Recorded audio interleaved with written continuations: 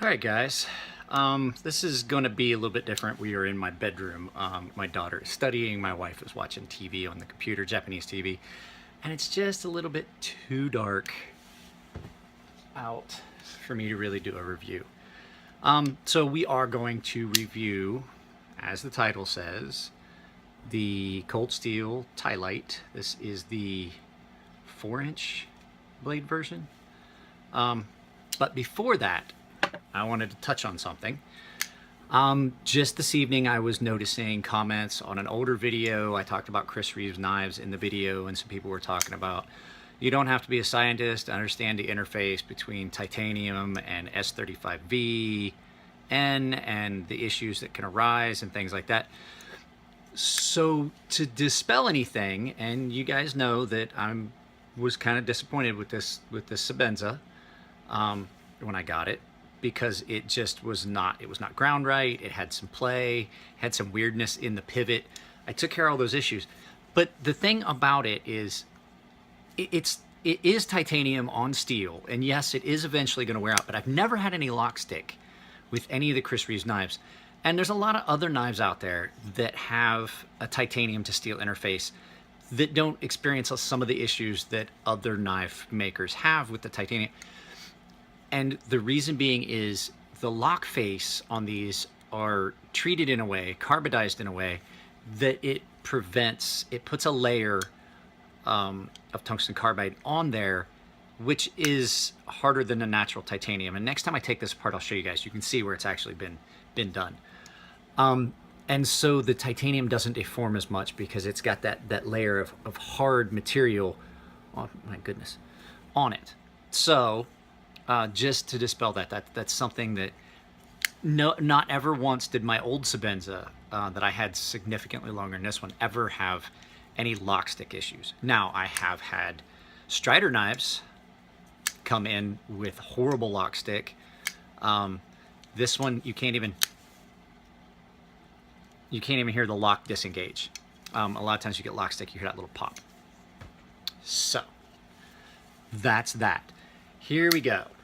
Cold Steel Ti-lite. Now, this was in that video that was extremely controversial, and a lot of people were really upset with some of the things I said. And then I did my revisiting that to explain away, you know, it's not just cold steel that has issues. Yes, this knife was ground pretty badly.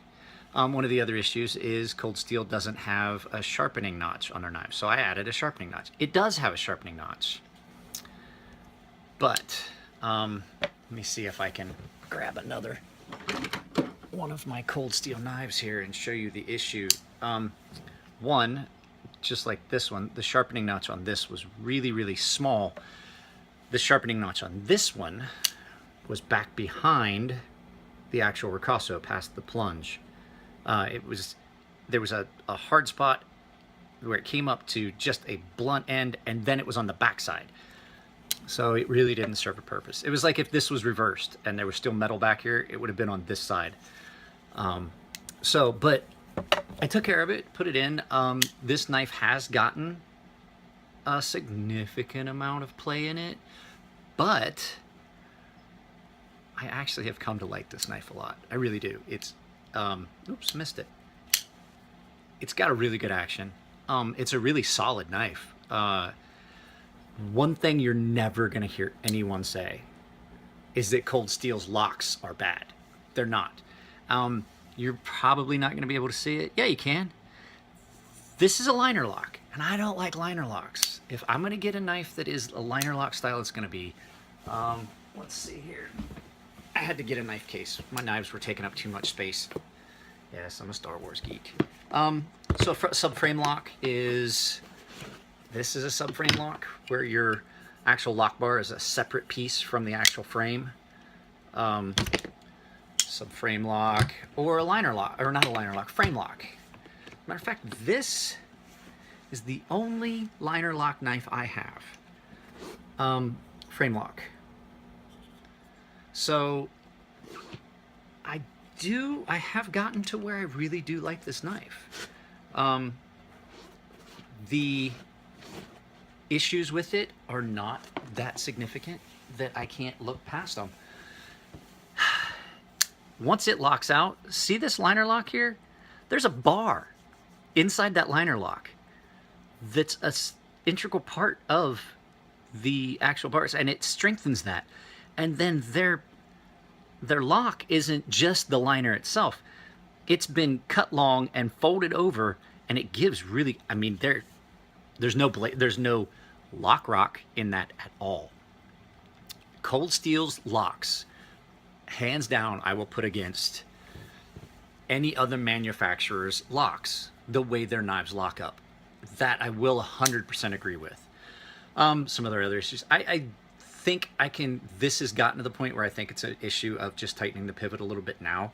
But before, when I tightened the pivot to try and take some of the lock out of it, or the wobble out of it, I lost that smooth action.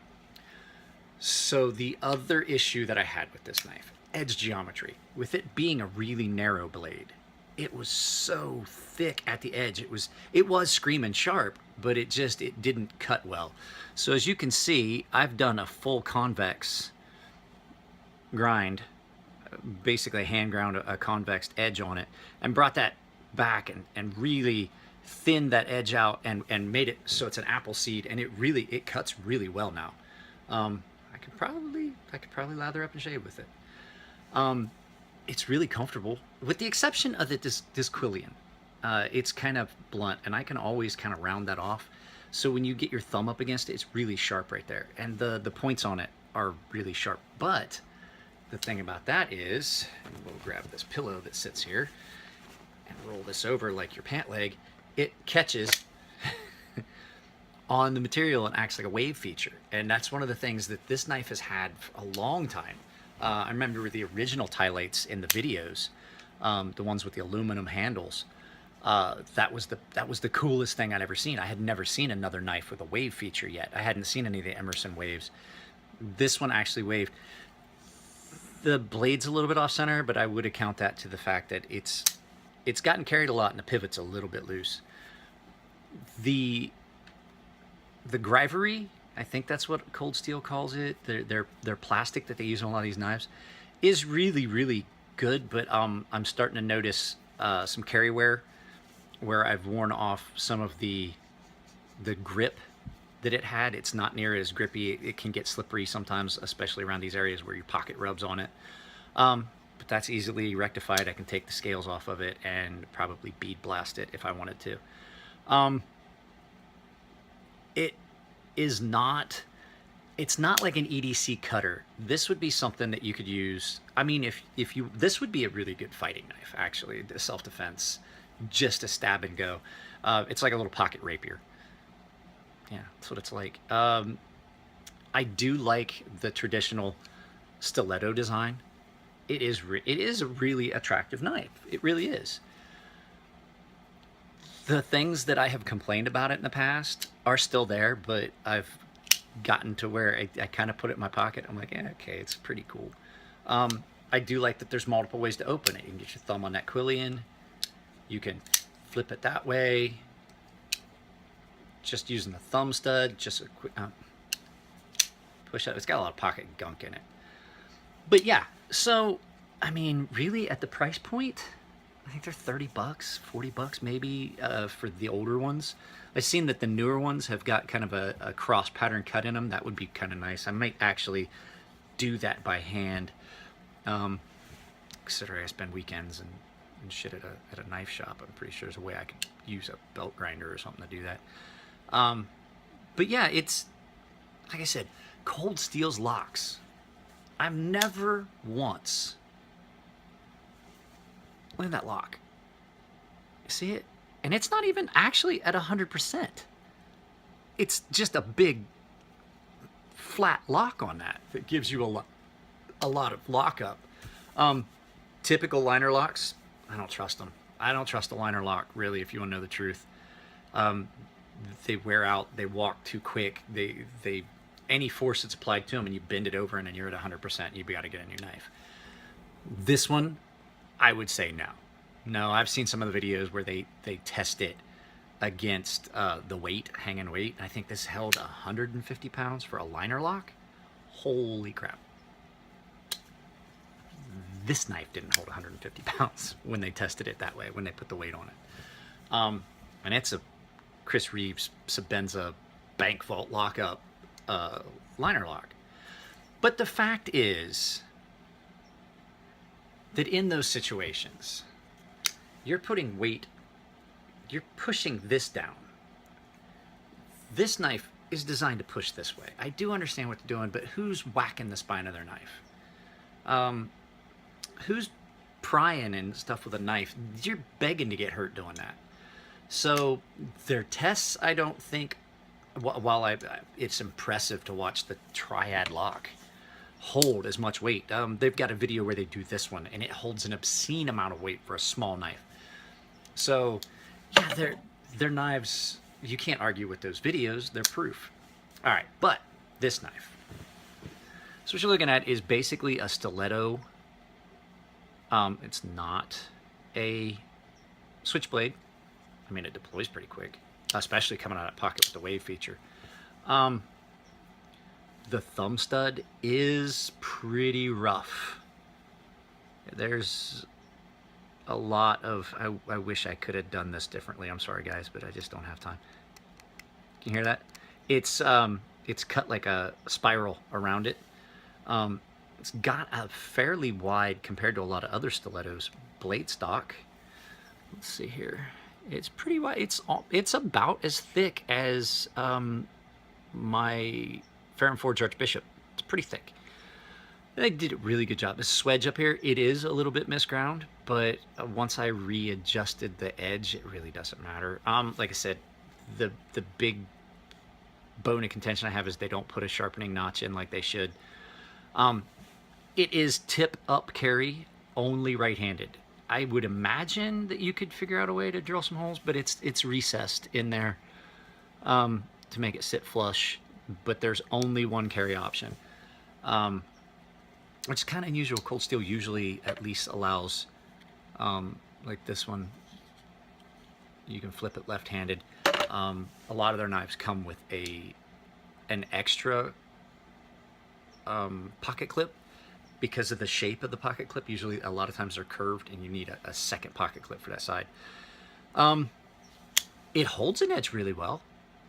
Holds an edge really, but you know, Cold Steel's AUSA 8. You've heard me say, of all the AUSA 8 out there, much as you guys seem to think I hate Cold Steel, I like their AUSA 8 better than pretty much anybody out there. Let's see, what else can you say for it? It carries really well. It's nice and light. It is really nice and light. So yeah, a Cold Steel Ti-lite. I'm surprised that now I have gotten to the point where I carry this a lot. It spends a lot of time in my pocket. Now, on weekends, in a pair of jeans, this is a little bit, that's a little bit much for an insurance salesman to be carrying in a pair of slacks. So, yeah, no, that's it, guys. So the Patreon, I've gotten subscribers. I have one guy, Chris, who actually is donated enough he could say knife sharpen for free once a month. Yep. See how that works? Donate and you get benefits. Everyone that is donating $2 or more, $2 to $10 is going to get, I think I said $3 off, if I remember correctly. $2 or $3 off a knife, per knife. So, you know, like I said, send me a bunch of knives and that becomes a pretty good discount. I think my next review is going to be of my only remaining Spyderco. You guys are going to laugh, but it actually gets a lot of pocket time too. My last remaining Spyderco is this little Spyderco that I got for free when I bought my old steel Endura. Just a baby Endura slip joint. So yeah, we'll talk about that one at another time. All right, guys. Like I said, for sharpening, if you want, I'm here. It's been busy. Right now, I just cleared off the bench, so it wouldn't be that bad, but I foresee it getting busy again soon. So So if you are thinking about sending me something, make sure you get in touch with me ahead of time. See if you might want to think about the express service, just so your stuff's not sitting. Just to, you know, I never really like to brag about it so much with the sharpening stuff, but so that you guys feel comfortable with sending me your knives. If you're like, you're a first time viewer and you're curious, well, this guy's just sending, you know, $25 to send this guy a knife. I have knife makers that know how to sharpen. Elliot Williamson's knives are probably the sharpest knives out of the box that you're gonna get. And he has me sharp. He has that as an option where I sharpen his Maker's Choice ones, and then he offers that option for me to sharpen his knives before they ever come to you as an option, because he knows how sharp I can get them. We were talking at the bar the one night, and he was telling some guy, he's like, yeah, I have Mike do some of my knives. He's like, I get knives sharp, and Mike can tell you. And I told the guy, I was like, yeah, Elliot's knives are, for a knife coming out of the box, by hands down, the knives that I've gotten from Elliot, those were the sharpest I'd ever had come out of the box. And Elliot's like, I don't know what he does, some kind of like black magic ceremony, and then they come back to me and you can cut into a hair and split them up the middle. So it was really, for me, it was really it was a big compliment that a guy that does know what he's doing when it comes to sharpening knives, he sharpens all of his knives by hand, gave a compliment and told him, he's like, yeah, you want a knife sharp, this is the guy to talk to. So yeah, I'm gonna try and do a couple sharpening videos. Sometimes I know you guys kind of like those sometimes, just to let you know what's coming up. But like I said, I do have to apologize to Cold Steel Ti-lite here. You know, it's still not a great knife. It's not a great knife. I'm not saying it's not a great knife. I'm saying it's not a great knife. It has issues that could be addressed easily by taking care of, like maybe using some washers or something that aren't Teflon. I think that's part of the problem too, is I've kind of just worn out those Teflon bushings that are in there, because it's got some play. I'm gonna try and tighten it up and see. All right, guys. Yeah, like I said, Cold Steel Ti-lite, not a bad knife at all. Pretty good little pocket knife. You guys take it easy, and I'll talk to you later.